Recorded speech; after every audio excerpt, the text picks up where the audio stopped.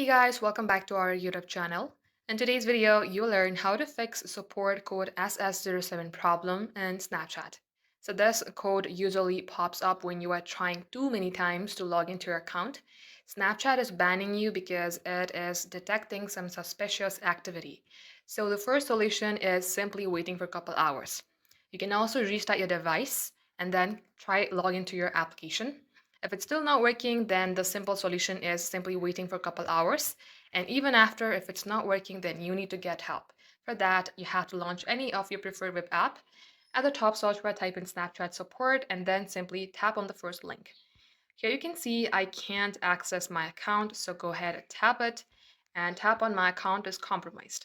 Tap on this link here and under here simply tap on my account was compromised. Click here to contact our support team and you have to simply fill out this form.